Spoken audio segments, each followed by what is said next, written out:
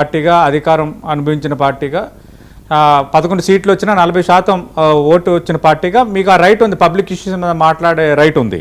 కానీ ఇక్కడ ఇష్యూ ఏంటంటే అంత ఉవ్వెత్తున జంజీ ఉద్యమం వస్తే నీట్ పరీక్ష లీకేజీకి సంబంధించి మీ పార్టీ ఎంపీలు కానీ ఇక్కడ మీ ప్రజాప్రతినిధులు కానీ ఏమీ మాట్లాడలేదు.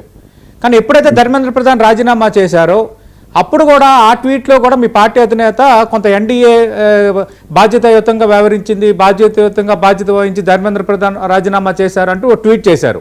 ఇక్కడ నారా లోకేష్ రిజైన్ చేయమంటున్నారు. అంటే వైఎస్ఆర్ కాంగ్రెస్ పార్టీ ఆందోళన చేస్తుంది, కానీ నిజంగా అంత స్థాయిలో అక్రమాలు జరుగుంటే విద్యార్థులు రోడ్లపైకి రావాలి కదా. అక్కడ విద్యార్థులు కూడా ధర్మేంద్ర ప్రధాన్ రాజీనామా అడిగారు, ఇక్కడ కేవలం వైఎస్ఆర్ కాంగ్రెస్ పార్టీ మాత్రం అడుగుతోంది. ఈ ప్రశ్నకు సమాధానం ఏంటి?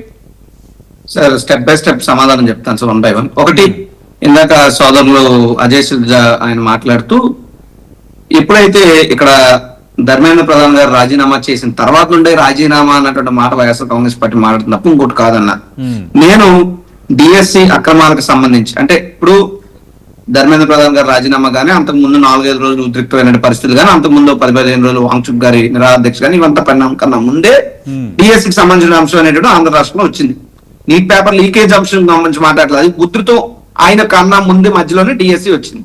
డిఎస్సికి సంబంధించి నేనే మా విశాఖపట్నం మద్దిలపాలెం పార్టీ కేంద్ర కార్యాలయం నుంచి ప్రెస్ మీట్ పెట్టి యుద్ధ ప్రాతిపదికన లోకేష్ గారు రాజీనామా చేయాలి, సిబిఐ విచారణ కాల్ఫర్ చేయాలి అని చెప్పి మాట్లాడిన వ్యక్తి నేనే.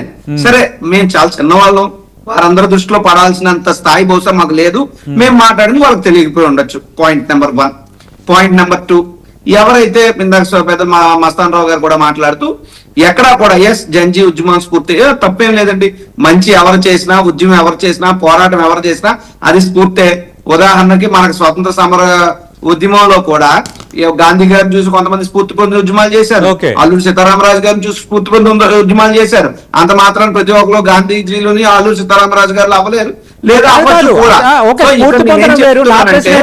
నా ప్రశ్న ఏంటంటే వైఎస్ఆర్ కాంగ్రెస్ పార్టీ ఇండి కూటమిలో లేదు, ఎన్డీఏ కూటమిలో లేదు, ఒక న్యూట్రల్ పార్టీగా ఉంది. అలాంటప్పుడు దేశవ్యాప్తంగా 26 రోజులు కాక్రోచ్ పార్టీ ఆందోళన చేయటము, విద్యార్థులు వేల సంఖ్యలో దేశవ్యాప్తంగా చర్చ అయినప్పుడు కనీసం వాళ్ళ డిమాండ్ సైతికమైంది, లీకేజీ పైన కేంద్రం స్పందించాలని ఒక మాట ఎందుకు అనలేకపోయారు? లేదంటే విద్యార్థుల డిమాండ్ లో నిజాయితీ ఉంది కదా, దాని మీద కేంద్రం స్పందించాలని ఒక మాట ఎందుకు వైఎస్ఆర్ కాంగ్రెస్ పార్టీ అనలేకపోయింది? ప్రశ్న వెంటాడుతుంది వైఎస్ఆర్ కాంగ్రెస్ పార్టీని. ఈవెన్ బీఆర్ఎస్ న్యూట్రల్ పార్టీగా ఉన్న బీఆర్ఎస్ కూడా రెస్పాండ్ అయింది, ఇక్కడ కేటీఆర్ అందరూ ఆందోళన చేశారు.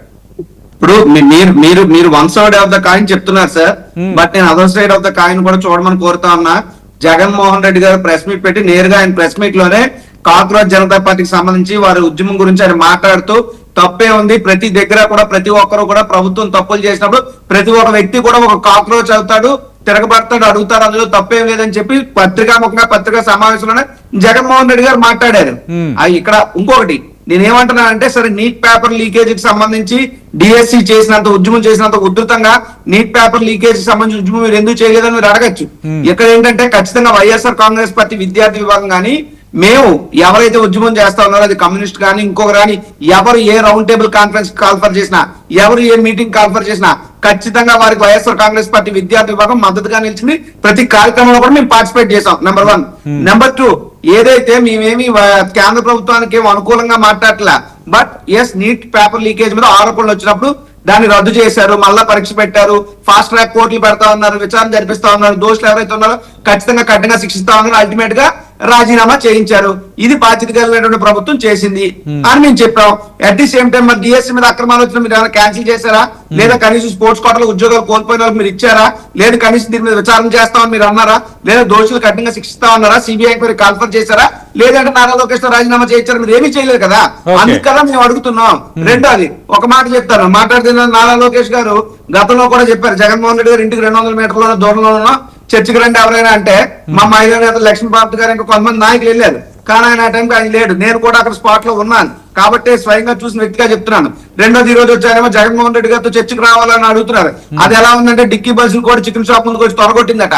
నీ స్థాయి మంత్రి స్థాయి, నువ్వు మంత్రిని అడుగు. ఇప్పుడు ఇదే డిబేట్ ఉంది, ఏమండి మేము అందరూ ఎమ్మెల్యేలు కాదు, ఇక్కడ ఏమన్నా ఎమ్మెల్యేలు తీసుకొచ్చి కూర్చుంటారా, లేదా మాజీ మంత్రులు ఒప్పుకుంటారా ఈ చర్చలోకి రావాలంటే?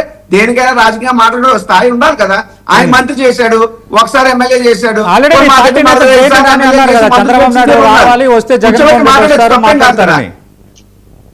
ఏ సార్? ఆల్రెడీ మీ పార్టీ నేత మాజీ మంత్రి పేర్ని నాని కూడా మాట్లాడారు కదా దాని మీద. అవును, చెప్పండి పేరు నాని రమ్మంటారా, కొరసాల కన్నబాబు గారిని రమ్మంటారా, లేదా బొత్స గారిని రమ్మంటారా? రైట్, అది కూడా అడుగుతాము. పురుషోత్తం రెడ్డి గారితో మాట్లాడే ముందు ఇక్కడ అజయ్ గారు, ఇక్కడ అంటే మేము చర్చకు సిద్ధమే కానీ చంద్రబాబు నాయుడు వస్తే మా పార్టీ అధినేత మాజీ ముఖ్యమంత్రి జగన్మోహన్ రెడ్డి వస్తారు.